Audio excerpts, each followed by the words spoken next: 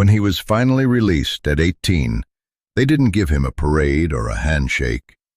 They gave him a cardboard box with 2 changes of clothes, a worn copy of a book he no longer remembered reading, and a single manila envelope. What he discovered inside would change not just his future, but the entire story of his past. If you've ever felt like your life was a story written by someone else, hit that subscribe button and stick around. You're in the right place. I stood on the gray concrete steps of the Northwood Residential Center, the place I'd called home for the last decade, and felt nothing. The door clicked shut behind me, the sound of a final, unceremonious period at the end of a long, miserable sentence. 18 years old, a legal adult, free. The words were supposed to feel like a key turning in a lock, but they felt more like stepping off a cliff in the dark. The air was cold for May, sharp and damp, carrying the city's familiar perfume of exhaust and wet pavement. I clutched the box to my chest, its corners digging into my arms. Inside, my entire life was worth less than $100. My caseworker, Mr. Henderson, had met me in the lobby. He was a man made of tired sighs and rumpled shirts. He'd avoided my eyes, focusing instead on the stack of paperwork on his desk as he delivered his final instructions. "All right, Leo," he'd said, his voice as gray as the building. "You're officially aged out. The state's obligation is fulfilled." He slid the manila envelope across the desk. It was thin, but felt heavier than the box in my arms. "This was left for you, in trust, by your grandfather." I flinched. The word grandfather was like a ghost in my mouth, a name I hadn't spoken or heard in 10 years. Not since the day he dropped me off here, his face a mask of something I'd mistaken for indifference. He'd promised he'd be back. He never came. He'd died 2 years later, a fact I learned from a different, colder caseworker who delivered the news like a weather report. "What is it?" I asked, my voice raspy. "I don't know the specifics," Henderson said, already looking toward the next file, the next kid.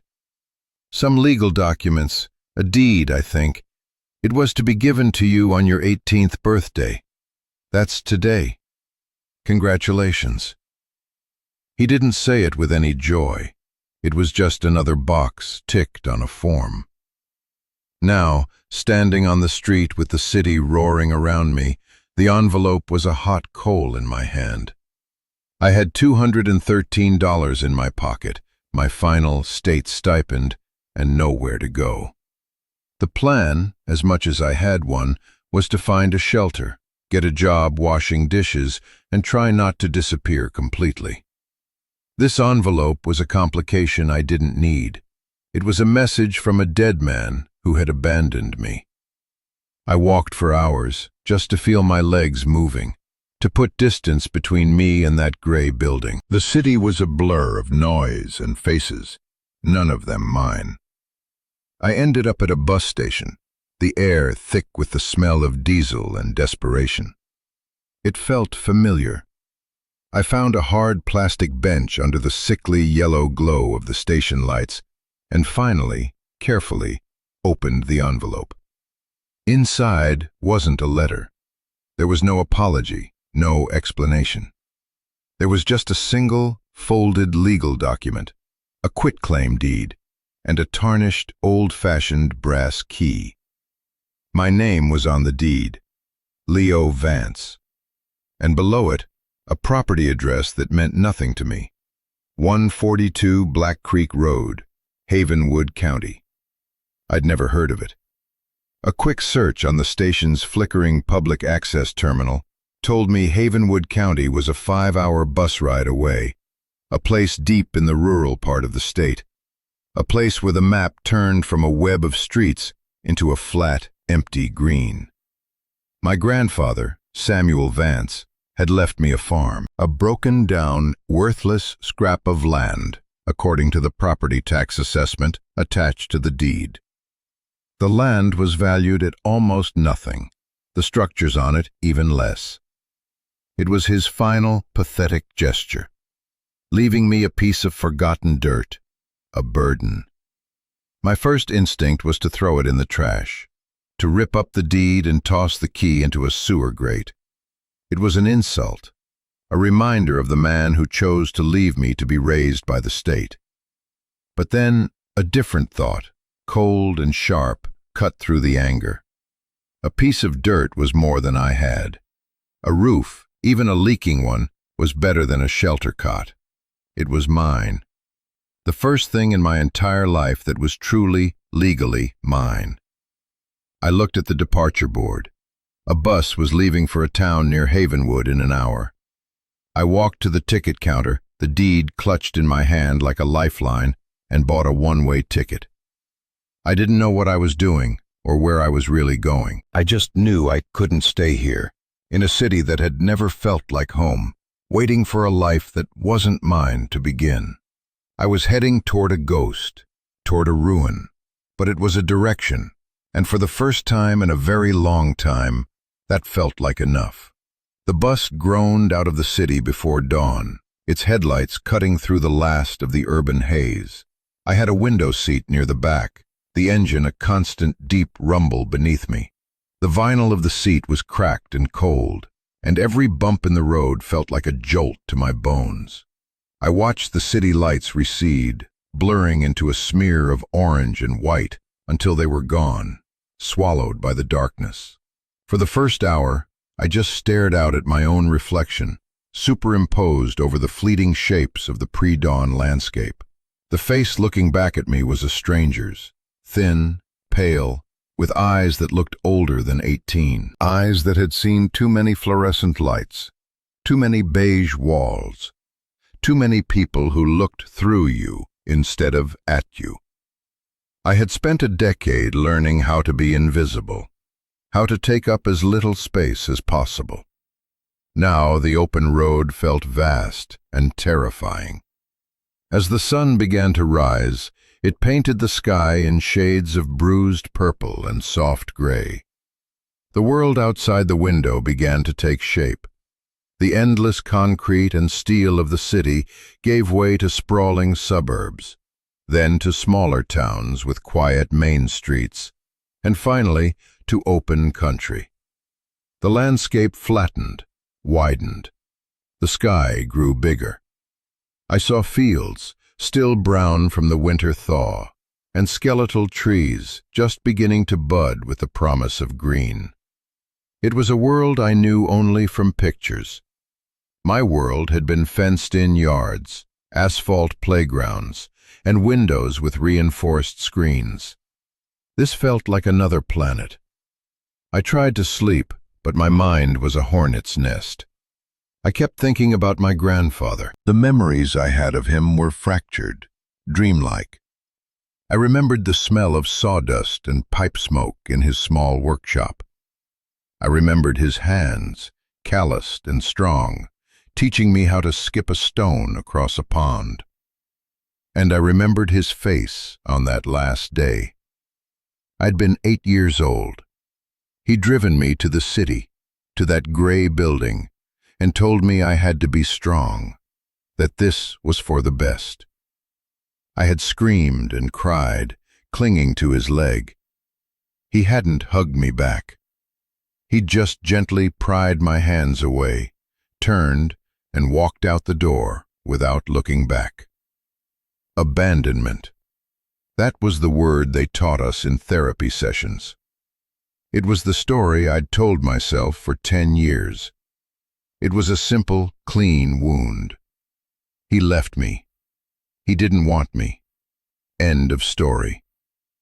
This deed, this key, complicated that story. Why leave me something? Why a farm in the middle of nowhere? Was it a joke? A final, cruel twist of the knife? Or was it something else? I pulled the deed from the envelope again, unfolding it on my lap. The paper was thick, official. The language was dense, full of legal terms I didn't understand. But the names were clear. Samuel Vance to Leo Vance. A direct line. A legacy, however small and broken. The bus made a stop in a small town called Harmony. The driver, a weary-looking man with a kind smile, announced a 20-minute break.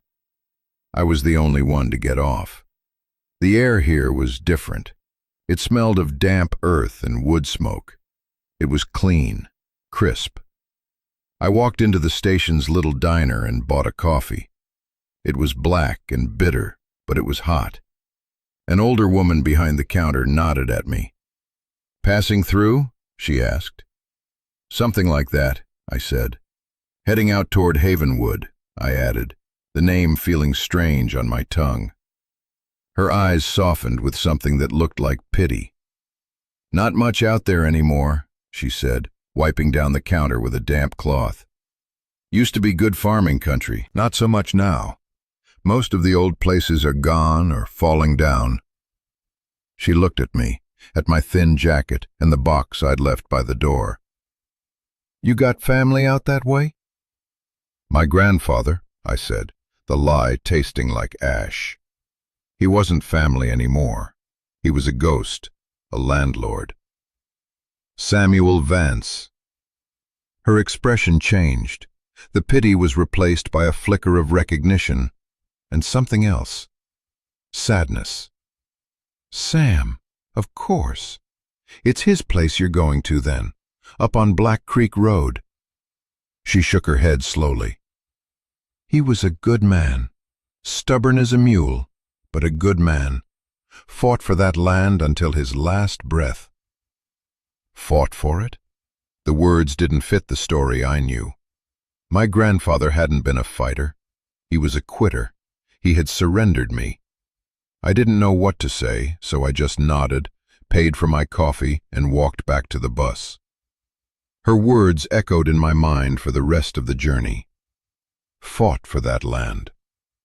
The landscape grew wilder, more remote. The roads narrowed, the houses grew farther apart. Finally, the bus driver called out, "Havenwood Crossing, end of the line for this route." I grabbed my box and stepped off the bus onto a gravel shoulder. There was no station, no town, just a crossroads with a single blinking yellow light, a boarded-up gas station, and a rusty sign that read, "Havenwood, Pop. 112. The bus pulled away, its diesel fumes the last familiar smell of my old life, and then there was silence. A profound, ringing silence I had never experienced before. It wasn't the absence of noise. It was a sound in itself. The wind whispering through tall pine trees, the distant caw of a crow, the rustle of dry leaves on the pavement. I was completely, utterly alone. According to the map on my phone, which barely had a signal, Black Creek Road was a 2-mile walk from here.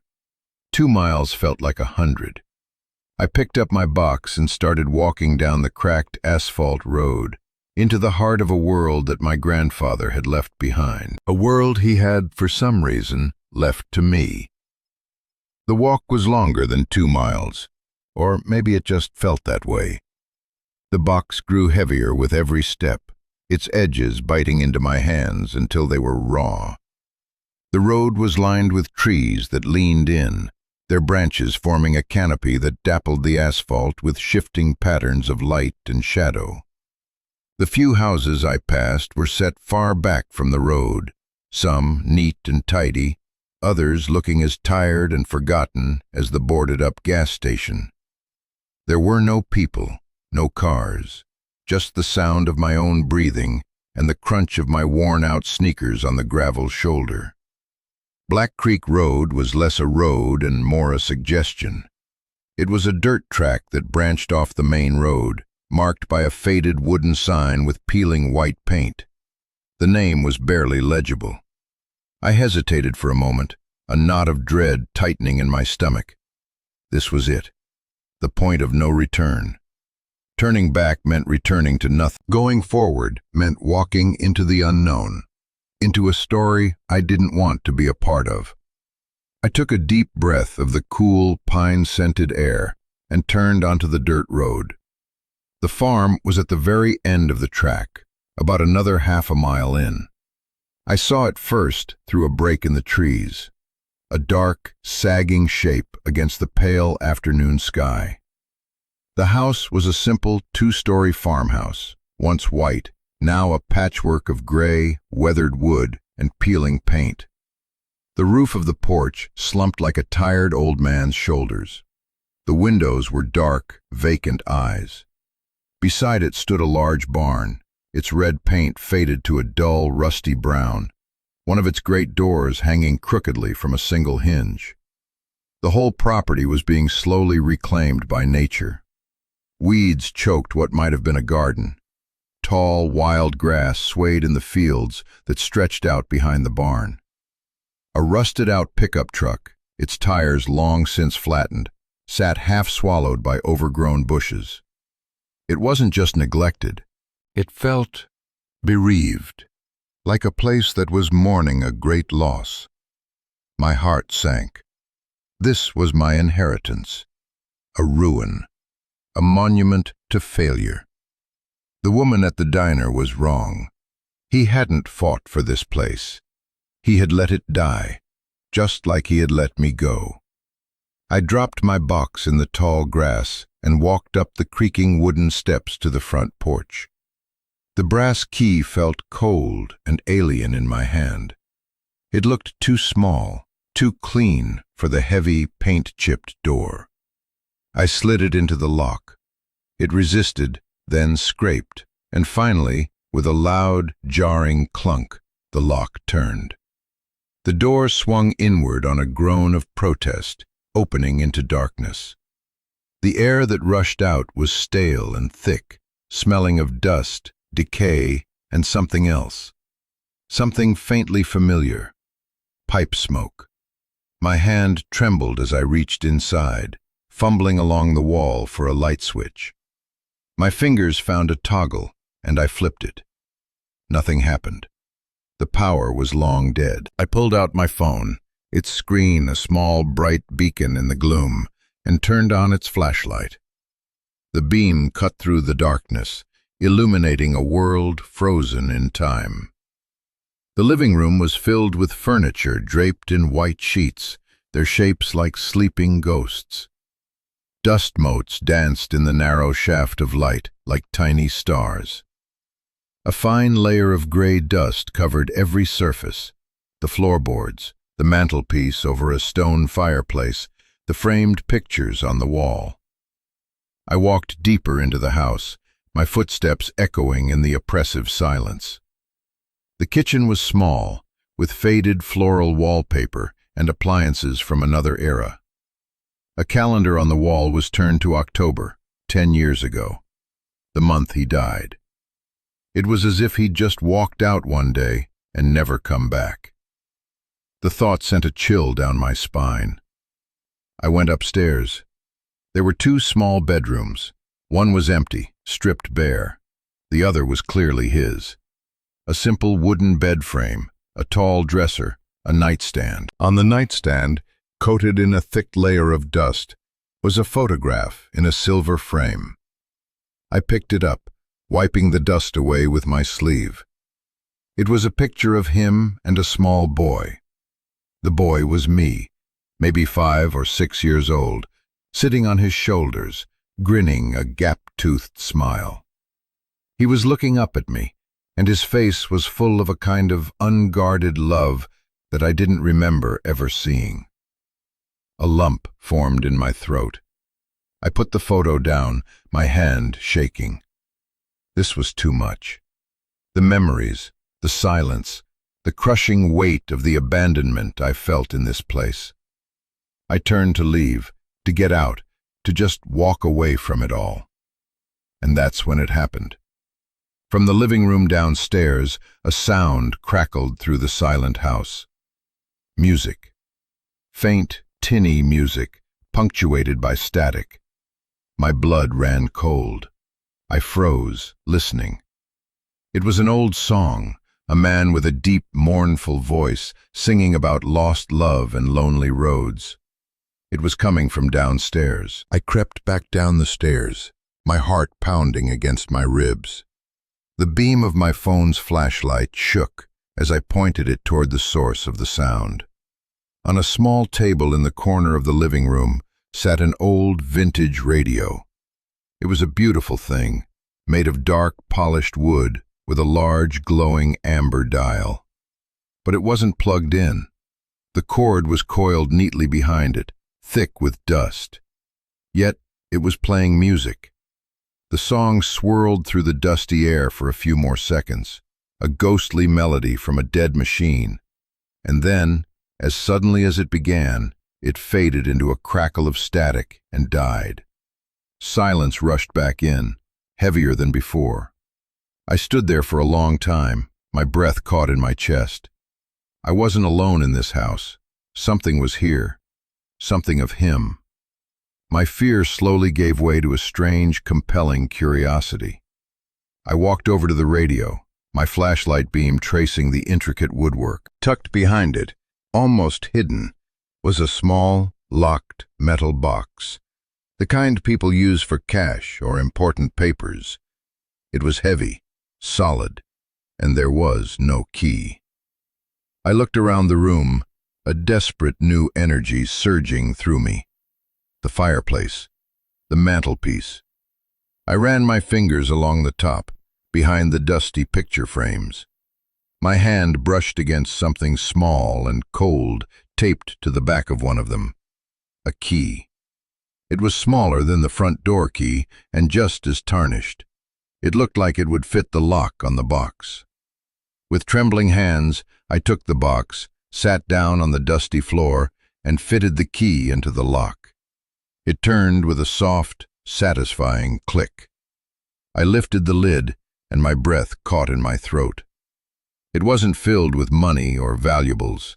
It was filled with letters, dozens of them, bundled together with faded ribbon.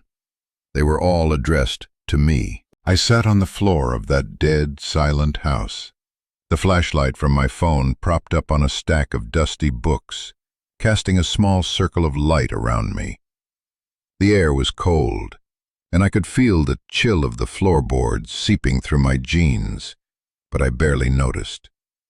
My entire world had shrunk to the metal box on my lap and the bundles of letters inside.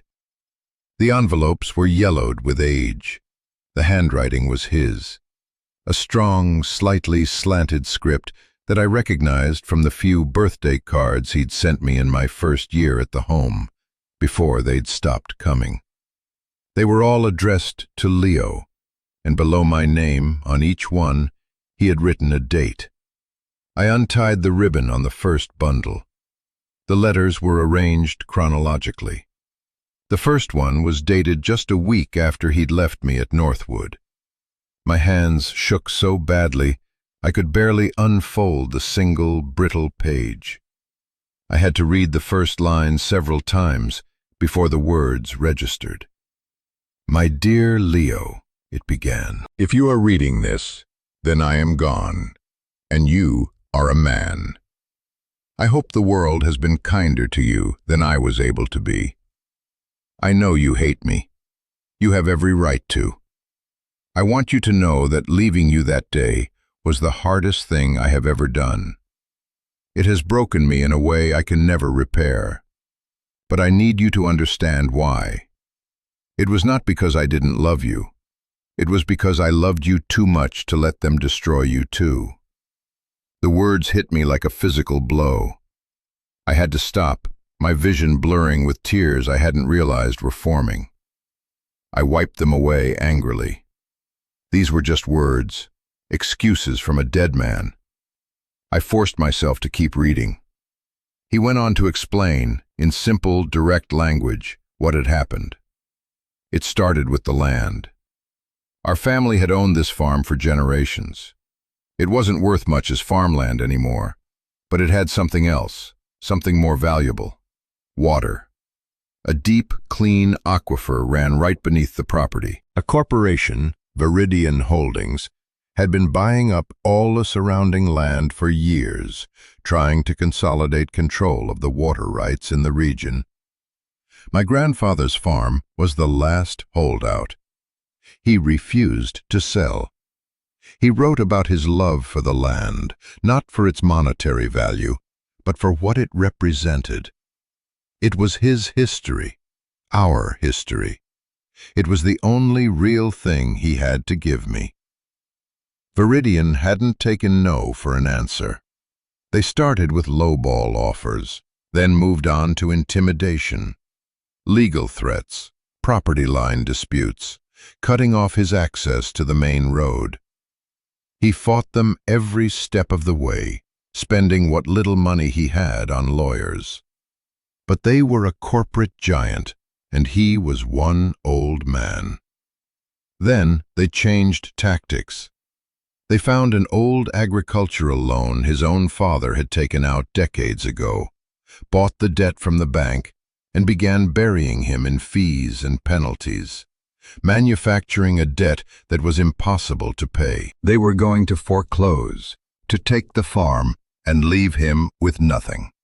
"That's when I knew I had lost," he wrote. "But I couldn't let them win, not completely. The farm was in my name, and so were the debts. If they took it from me, it was gone forever. But the trust my father set up stipulated that if I died before the debt was settled, the property would pass to you, my next of kin. The debt, however, would die with me. It was a loophole, a small one, but it was all I had." My breath hitched. I could see where this was going, a dawning horror rising in my chest. But there was a problem, the letter continued. "You. As long as you were with me, a minor in my care, they could use you against me. They could argue in court that I was an unfit guardian, that I was endangering you by living in poverty on a failing farm. They could have the state take you and use that as leverage to force my hand. They even hinted at it. A lawyer from Viridian, a man with a cold smile and dead eyes. He told me how much easier things would be if I just signed the papers, for the boys' sake. And I knew he was right. I couldn't protect you here, so I had to do the one thing that would save you and the farm. I had to make it look like I was abandoning you." I dropped the letter, a strangled sob escaping my lips. It couldn't be true. My entire life, the central defining fact of my existence, my abandonment, was a lie.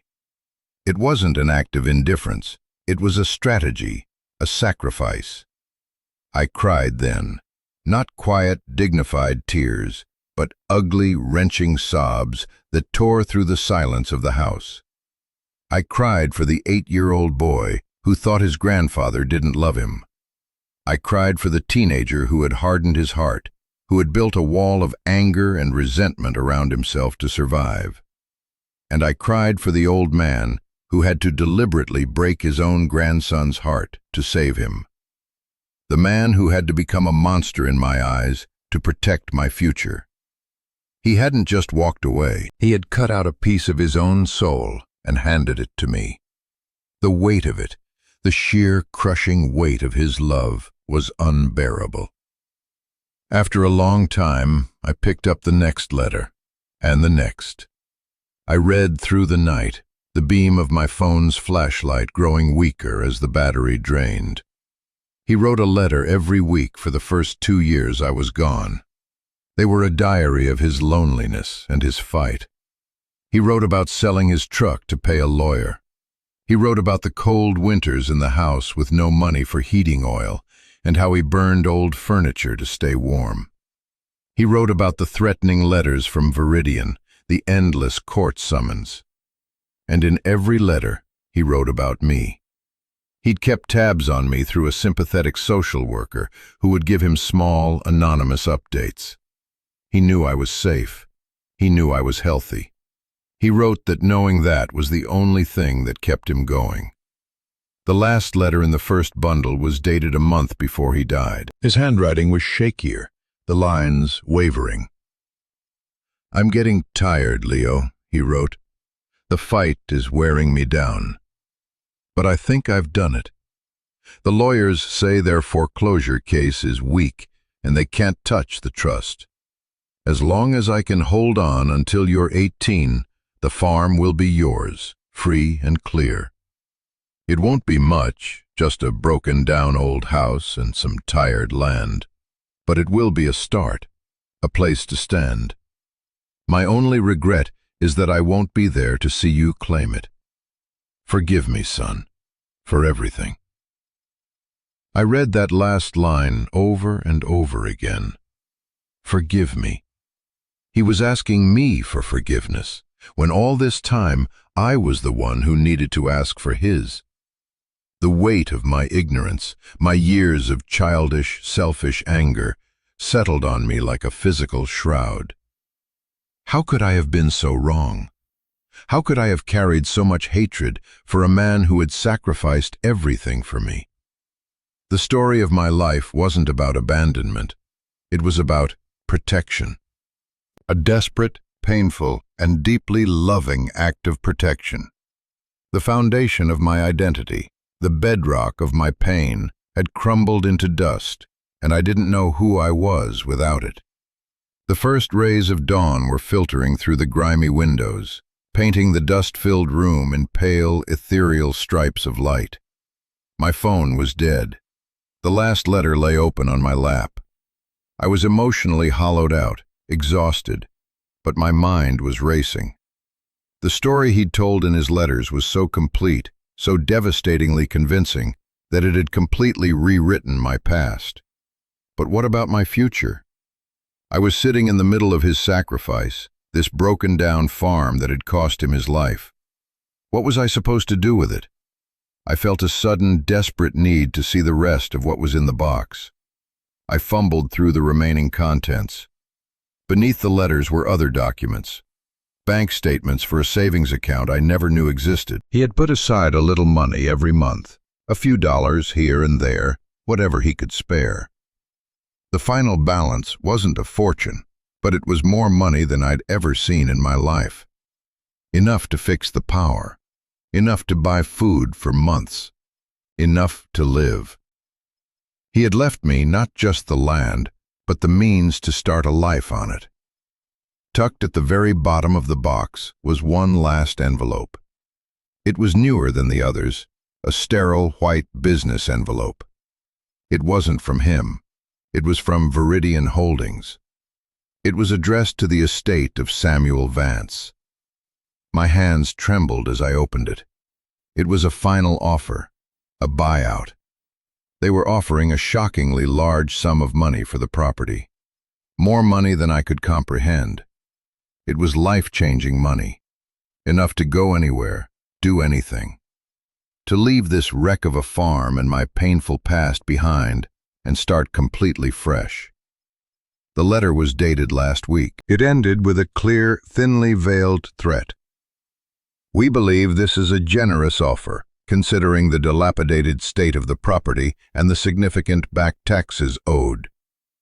Should this offer be declined, we will be forced to pursue legal action to reclaim the property based on code violations and tax delinquency." Back taxes? My grandfather had written that the farm would be mine, free and clear. Had he been wrong? Had his sacrifice been for nothing? Panic seized me. The money was a lifeline, a way out of the trap. I could take it and run. No one would blame me. I could escape the ghost of my grandfather, the weight of this land, the fight that had killed him. It was the easy way out, the sensible choice. It was the choice a scared, lonely kid who had been raised by the system would make. For a moment, I let myself imagine it. A new city, a clean apartment, a life with no history, no burdens. But then I looked around the dusty room, at the letters spread out around me like fallen leaves. I thought of my grandfather, alone in this cold house, writing to a grandson who hated him, holding on by a thread of hope. I thought of his words. It won't be much, but it will be a start. A place to stand. He hadn't given me a piece of property. He had given me a battlefield. He had passed the torch of his fight to me. Taking their money would be spitting on his grave. It would be validating their tactics, proving that everything and everyone has a price. It would mean that his sacrifice, his broken heart, his lonely death, all of it was for nothing. The choice wasn't about money versus a broken-down farm. It was about who I was going to be. Was I the abandoned kid, the victim who takes the easy way out because he doesn't believe he deserves any better? Or was I Samuel Vance's grandson, the heir to his stubbornness, his fight, his legacy of love? The anger that had been my constant companion for 10 years, the anger I had directed at my grandfather, slowly began to shift. It found a new target. Viridian Holdings. The man with the cold smile and the dead eyes. The faceless corporation that had crushed a good man and tried to steal his legacy. A cold, hard resolve settled in my chest. It felt like steel. I wasn't going to run. I was going to stay. I was going to fight. I found one last item in the box, a business card tucked into the flap of the Viridian envelope. It was for a lawyer. Anya Sharma, attorney at law. Underneath her name, my grandfather had written a short note in a weak, shaky hand. She's the only one I ever trusted. She'll help you. My phone was dead, but there was a phone in the kitchen, a heavy, old rotary phone covered in dust. I had no idea if it still worked. I picked up the receiver and, to my astonishment, heard a dial tone. It was a ghost in the machine, a signal from the past. My hands were shaking, but my voice was steady when I dialed the number on the card. A woman answered on the second ring. Law offices of Anya Sharma? Hello, I said, my voice sounding strange and unfamiliar in the silent house. My name is Leo Vance. I think I need your help. And just then, as if in response, the old radio on the living room table crackled to life again. It wasn't a sad song this time. It was just static, a soft, persistent hiss. The sound of a connection being made. The sound of a fight being started. If this story is resonating with you, if you've ever had to make a choice that defines who you are, I want you to know that this community is for you. We see you. Take a moment to hit that like button if you're still with me.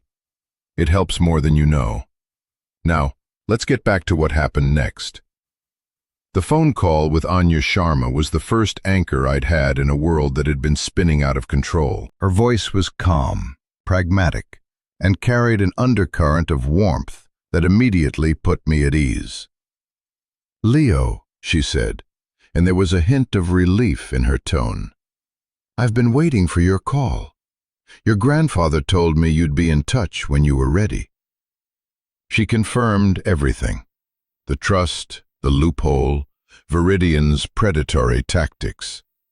She explained that the back taxes mentioned in their letter were a scare tactic. Samuel had paid them up just before he died, using the last of his savings.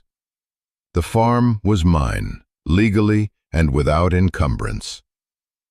But that doesn't mean they'll stop, she warned. They want the land, and they have deep pockets. They'll try to wear you down, just like they did with him. Code violations, nuisance lawsuits. They will make your life difficult. I'm not selling, I said, the words feeling more certain than anything I'd ever said before. Good, she replied, and for the first time I heard a genuine smile in her voice. Your grandfather would be proud. He was the most stubborn man I ever met. She gave me a list of immediate next steps. Get the power turned on. Get a post office box in town. Document everything. And most importantly, do not engage with anyone from Viridian directly. All communication had to go through her. We agreed to meet in person the following week. After I hung up the phone, the house felt different. The silence was no longer oppressive. It was peaceful. The dust wasn't a sign of decay. It was a blanket of time, waiting to be pulled back. The house wasn't a ruin. It was a project. My project. The first order of business was cleaning. I started in the living room, taking down the dusty white sheets that covered the furniture. It felt like an unveiling. Beneath them were solid, well-made pieces, a sturdy armchair, a simple wooden coffee table, a worn but comfortable-looking sofa. They were old, but they were real. I found a broom in a utility closet and began to sweep. Clouds of dust filled the air, dancing in the sunbeams that now streamed through the windows. As I swept, it felt like I was clearing away more than just dirt. I was sweeping away the old story, the bitterness, the resentment. With each stroke of the broom, I was claiming this space as my own. The work was hard and physical. My muscles, soft from years of inactivity, ached. My hands, unaccustomed to labor, were blistered and sore by the end of the day. But it was a good kind of pain. It was the pain of building something, not the pain of enduring something. That night, I didn't sleep in my grandfather's bed. It felt too sacred, too personal. I dragged the cushions from the sofa onto the floor in front of the stone fireplace and made a makeshift bed. I was too tired to be scared of the dark, of the strange creaks and groans of the old house settling around me. For the first time since I was a child, I felt safe. The next day I tackled the kitchen. It was a time capsule from a bygone era. I cleaned out the cupboards, throwing away ancient, fossilized food items. I scrubbed the counters until the faded pattern of the laminate showed through. In the back of a drawer, I found a small, leather-bound recipe book, the pages filled with my grandmother's elegant cursive. Recipes for apple pie, beef stew, sourdough bread.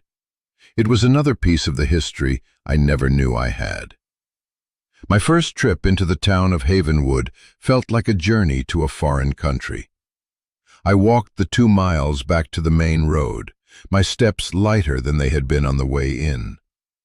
The town itself was little more than a single main street with a handful of storefronts. A post office, a small grocery store, a hardware store, and a diner that looked like it hadn't changed since the 1960s. It was quiet, sleepy. The few people I saw on the street nodded at me, their expressions a mixture of curiosity and caution. I was a stranger here, an outsider. My first stop was the hardware store. It was a magical place, smelling of sawdust, fertilizer, and metal. An old man with a kind, weathered face stood behind the counter. "Help you with something?" he asked. "I need cleaning supplies," I said, "and I need to know who to call to get the power turned back on at the old Vance place." The man's eyebrows shot up. "You're Sam's boy? His grandson?" I nodded, bracing myself for pity or suspicion. Instead, his face broke into a wide, genuine smile. "Well, I'll be Bill Abernathy," he said, extending a calloused hand over the counter. "Knew your granddad my whole life. A finer, more stubborn man never drew breath. We all heard what that big company did to him. A damn shame." He gave me the number for the electric co-op and helped me pick out everything I needed: heavy-duty cleaners, trash bags, work gloves. As he was ringing me up, he paused. "Listen, son," he said, his voice lowering. "People from that company, Viridian, they've been around, asking questions, spreading rumors that the place is a hazard and ought to be torn down. You watch your back." I felt a chill, but it was quickly replaced by a surge of gratitude. This man, a total stranger, was warning me. He was on my side. "Thank you," I said, meeting his gaze. "I will." I walked out of that store with more than just cleaning supplies. I had an ally. It was a small thing, but it felt huge. On the walk back to the farm, carrying my supplies, I felt a flicker of something I hadn't felt before. Not just determination, but a sense of belonging. This wasn't just my fight. It was the town's fight, too. I was no longer just Leo, the kid from the system. I was Sam Vance's grandson, and I was home. The work continued, day after day. I had the power turned on, and the house hummed with a new life. I scrubbed floors, washed windows, and patched a small leak in the roof. Each task, no matter how small, was an act of defiance. It was a message to Viridian, to the world, that this place was not abandoned. It was loved. One afternoon, while clearing out the barn, I found his old workshop. It was just as I remembered it from my fragmented childhood memories.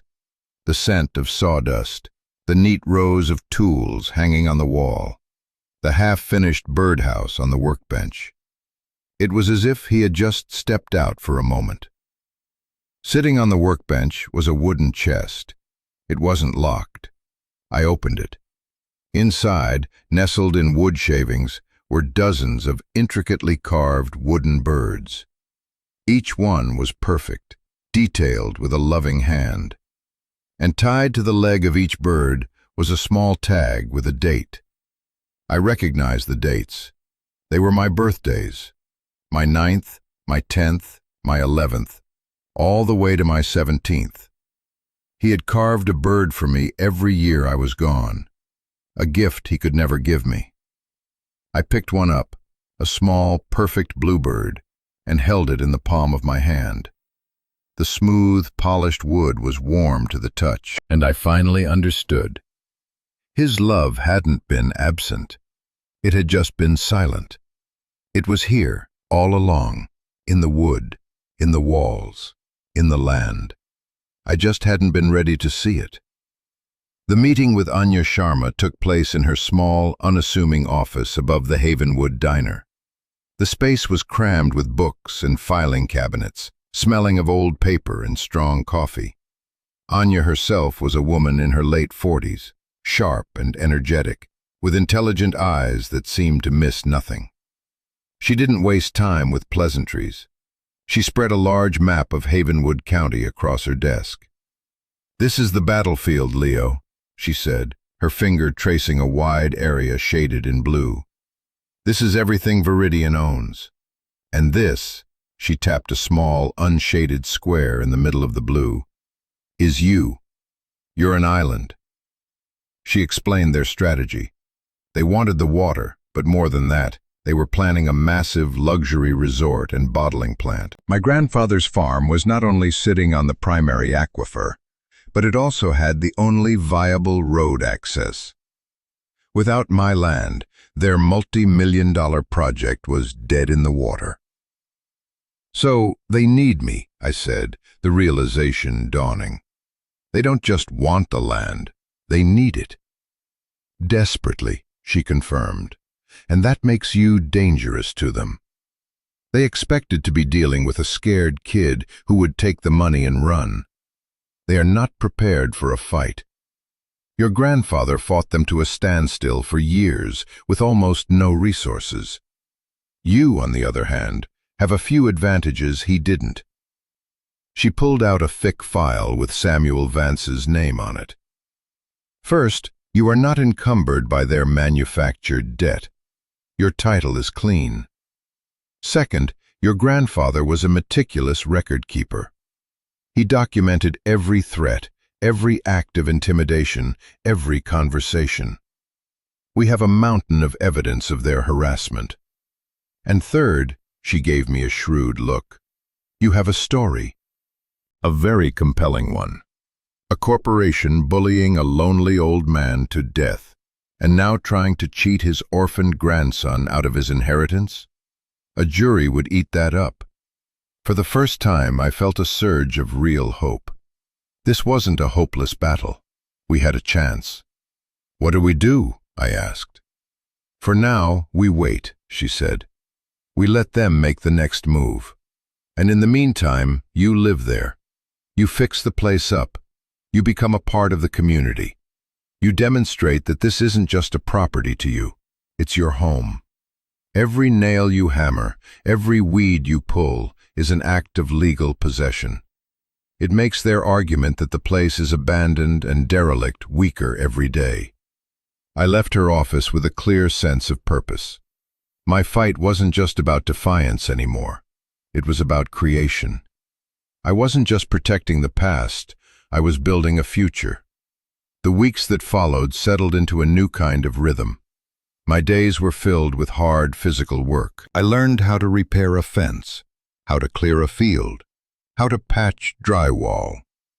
I found a stack of old gardening books in the house and began, slowly and clumsily, to till the soil in the overgrown garden patch.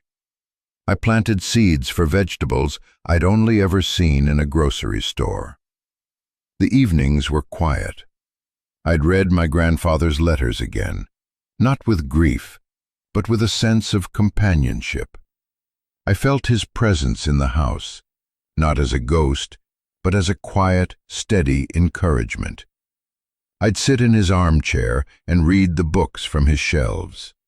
His tastes were simple: histories, poetry, manuals on carpentry and farming. It was like having a conversation with him across time. I started making the recipes from my grandmother's book. My first few attempts were disastrous, but I kept trying. One evening, I successfully baked an apple pie. The smell filled the entire house, a warm, sweet scent of home that felt more real than anything I'd ever known. I was changing. The city pale thinness in my face was replaced by a healthy color from working in the sun. My hands, once soft, were now calloused and capable. But the biggest change was on the inside. The constant, low-level hum of anxiety that had been the soundtrack to my life was fading. It was being replaced by a quiet confidence. I was no longer just surviving, I was living. The community, slowly but surely, began to embrace me. Bill Abernathy from the hardware store would always ask how the work was going, offering free advice. The woman from the diner, whose name I learned was Martha, would slip an extra biscuit into my bag whenever I stopped in for coffee. People started to wave as I walked down the road. They didn't see a troubled kid from the system anymore. They saw Sam's grandson. They saw one of their own. One afternoon, a sleek black car I didn't recognize pulled up to the end of my driveway. A man in an expensive suit got out. He was tall, with slicked back hair and a smile that didn't reach his cold, dead eyes. I knew instantly who he was. He was the man my grandfather had described in his letters. He started walking toward the house, a briefcase in his hand. My heart hammered in my chest. Anya's words echoed in my head. "Do not engage." I stayed on the porch, my arms crossed, and just watched him. He stopped at the foot of the steps, his polished shoes looking ridiculous in the dirt. "Leo Vance?" he asked, his voice smooth as oil. I didn't answer, I just stared at him. His smile faltered for a fraction of a second.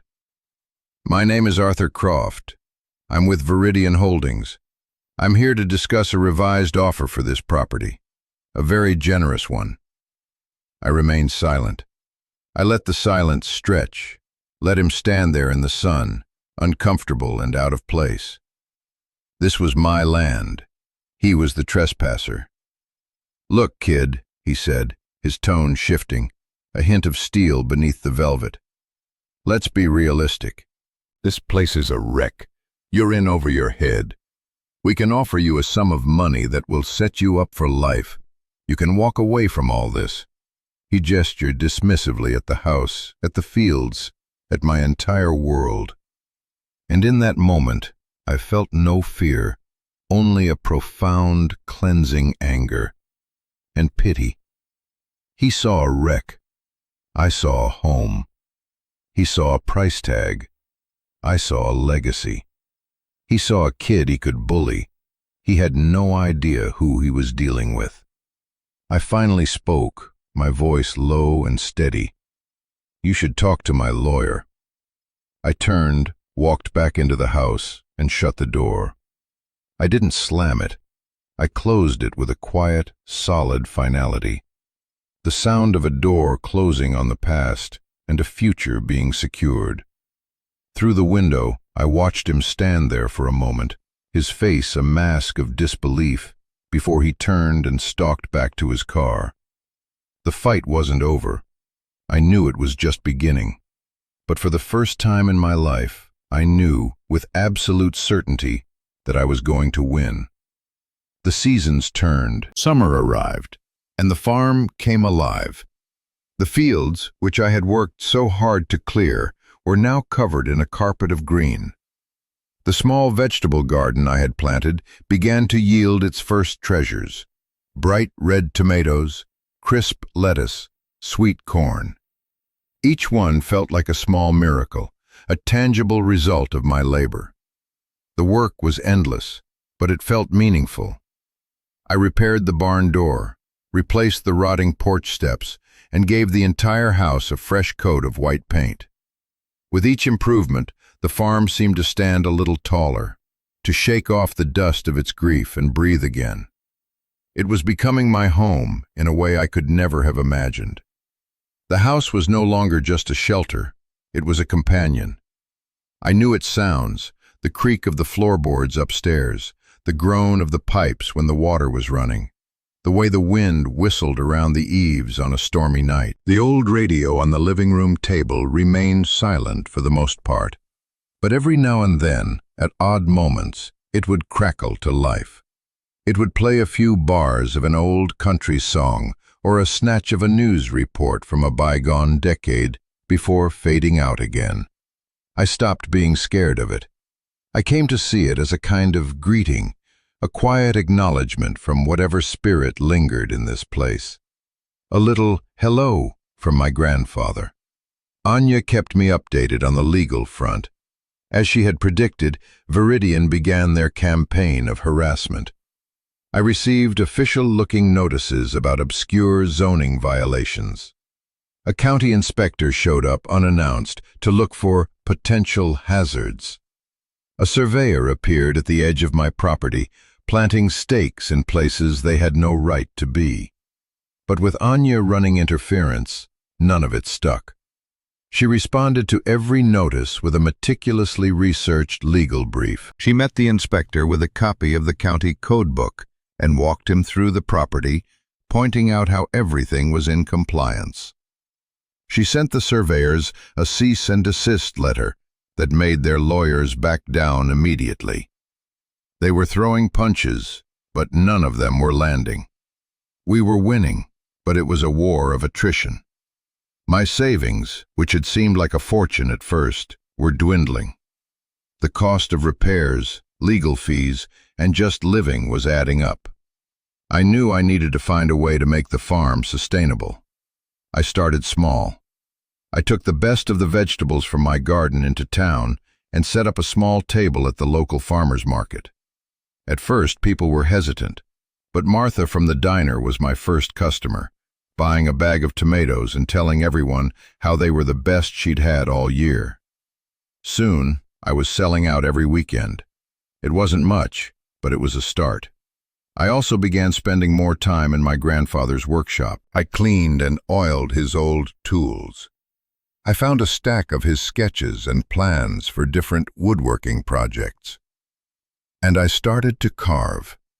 I wasn't a natural like he was, but I was patient. I started with simple things, trying to replicate the birds he had made for me. My first few attempts were clumsy and misshapen, but I kept at it. I found a deep, meditative peace in the process, in the slow, careful work of shaping wood into something beautiful. One day, Bill Abernathy came by the farm to drop off some supplies. He saw the birds I had been carving, lined up on the workbench. He picked one up, turning it over in his hands. "You've got the gift, son," he said, his voice quiet with surprise. "Just like your granddad." He offered to sell them in his hardware store, on a small display by the counter. I was hesitant, feeling they weren't good enough, but he insisted. To my shock, they sold, all of them.